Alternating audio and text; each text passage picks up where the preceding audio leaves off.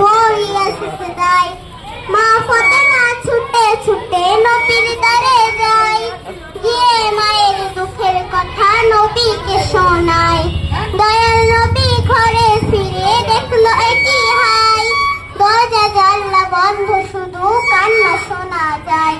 নবী দয়াময় ভেবে না পাই কি কারণে হাই, আম্মা খাদিজা কাঁদছে কেন পড়িয়া সুজদায়।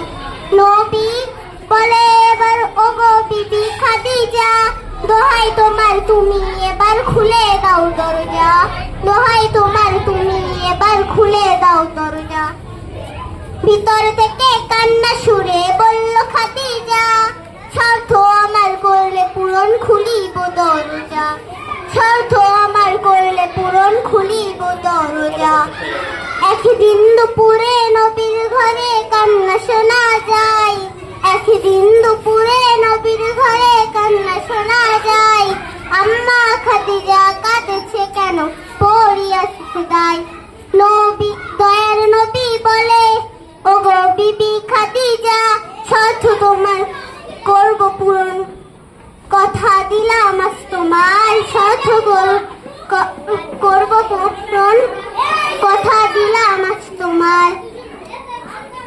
প্রথম শর্ত হলো আমি মরিব যখন, তোমার গায়ের জামা হবে আমারও কাফন, যেই কবরে সবাই আমার করিবে দাফন, ওই কবর যেন পাই গো নবী তোমারই বদন, ওই কবর যেন পাই গো নবী তোমারই বদন। মুনকার নাকি আসবে যখন আমার কবরে, তখন তুমি থাকবে বসে আমার কবরের ধারে, তখন তুমি থাকবে বসে আমার কবরের ধারে। একদিন দুপুরে নবীর ঘরে কান্না শোনা যায়, একদিন দুপুরে নবীর ঘরে কান্না শোনা যায়। আম্মা খাদিজা কাঁদছে কেন পড়িয়া সুজদায়।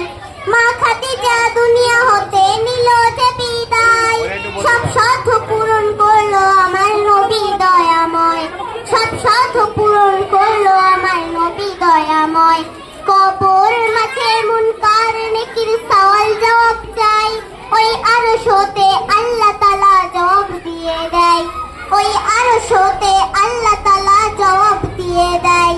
সাইফুদ্দিন আমিন ওই বিকরশী কবরেরই ভয়, যে কবর মাঝে আমল ছাড়া কোনো উপায় নাই, যে কবর মাঝে আমল ছাড়া কোনো উপায় নাই। একদিন দুপুরে নবীর ঘরে কান্না শোনা যায়, একদিন দুপুরে নবীর ঘরে কান্না শোনা যায়। আম্মা খাদিজা কাঁদছে কেন পড়িয়া সুজদায়, আম্মা খাদিজা কাঁদছে কেন পড়িয়া সুজদায়। আসসালামু আলাইকুম।